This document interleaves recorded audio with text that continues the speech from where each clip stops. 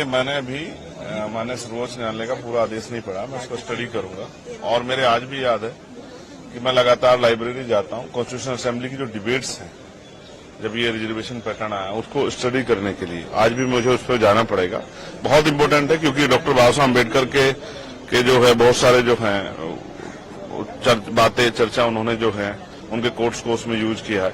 लेकिन बड़ी बात यह है कि एक पॉलिसी हमने अंग्रेजों के समय से सुनी थी, डिवाइड एंड रूल। मुझे ऐसा लगता है कि ये जो एकजुटता शेड्यूल कास्ट शेड्यूल ट्राइब के लोगों में हो रही है, उसको तोड़ने के लिए डिवाइड एंड रूल की पॉलिसी को इख्तियार किया जा रहा है। अभी मुझे इसमें यह भी जानकारी करनी है कि माननीय सर्वोच्च न्यायालय में जिन जजों ने ये ऑर्डर किया है उसमें से SC/ST के कितने, ये बहुत इंपॉर्टेंट है। अगर आप वर्गीकरण करना ही चाहते हैं तो मैं चाहता हूं कि सर्वोच्च न्यायालय से इसकी शुरुआत होनी चाहिए। भाई, वहां तो लंबे समय से कुछ ही परिवारों को कब्जा किया, और चलो SC/ST OBC को तो आप घुसने नहीं दे रहे हो, लेकिन क्या सामान्य जाति के और लोगों में अवसर नहीं है? तो उनको भी आप मौका नहीं दे रहे हो। तो अगर आपको करनी है किसी वर्गीकरण की शुरुआत तो शायद वहीं से की जाए, सर्वोच्च संस्था। नीचे से क्या करना चाहते हो? क्या मॉनिटरिंग किए कभी SC/ST के जो आपने ऑर्डर किया था रिजर्वेशन इन प्रमोशन का? आपने कहा सरकार दे सकती है, क्या कभी मॉनिटरिंग किया आपने? SC/ST का बैकलॉग भरा गया, कभी आपने मॉनिटरिंग की? SC/ST पे जो कास्ट एट्रोसिटी हो रही है, किन जातियों पे हो रही है, आपने कभी मॉनिटरिंग की? क्या आपको जानकारी है कि क्या आंकड़े हैं SC/ST को जो रिजर्वेशन मिल रहा है नहीं मिल रहा है? उनकी आर्थिक स्थिति के क्या आंकड़े आपके पास? बंद कमरे में बैठ के कुछ भी फैसला ले लिया जाएगा। और मुझे फिर कॉन्स्टिट्यूशन के साथ खड़ा होना पड़ेगा। आर्टिकल 341 क्या कहता है? क्या ये आर्टिकल 341 का वायलेशन नहीं है? आपने इकोनॉमिक वीकर सेक्शन के आधार पर EWS के फैसले को जो है मान्यता दी थी, क्या वो एंटी कॉन्स्टिट्यूशनल नहीं था? तो बहुत सब चीजें। और फिर एक और जस्टिस हैं बेला द्विवेदी जी, उनके फैसले को भी उन्होंने असहमति जाहिर की, उसको भी स्टडी करना पड़ेगा। तो इसलिए कह रहा हूं, बहुत बड़ा विषय है।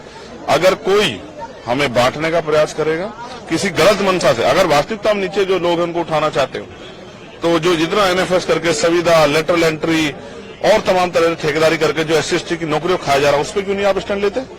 तो ये बहुत कुछ है इसमें देखने के लिए। अब इसको देखेंगे और फिर प्रेस करके प्रेस क्लब में अपनी पूरी बात विस्तार रखें, क्योंकि ये बड़े समुदाय का मामला है, ये मेरे व्यक्तिगत का मामला नहीं है। ये एक बड़े समाज का, जो आजादी के 75 साल बाद भी, जिसको हम अमृतकाल कह रहे हैं, सरकार अमृतकाल कह रही है, और जिसको कह रहे हैं विकसित भारत, उसकी 5वें देश की, दुनिया की 5वें अर्थव्यवस्था की जहां बात हो रही है, वहां SC/ST कहां खड़ा है?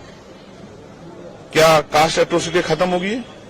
क्या जाति के आधार पर क्या स्टेटस बदल जाता है? एक IPS एक IAS बन के, जज बन के क्या शेड्यूल कास्ट शेड्यूल ट्राइब का स्टेटस बदल जाता है?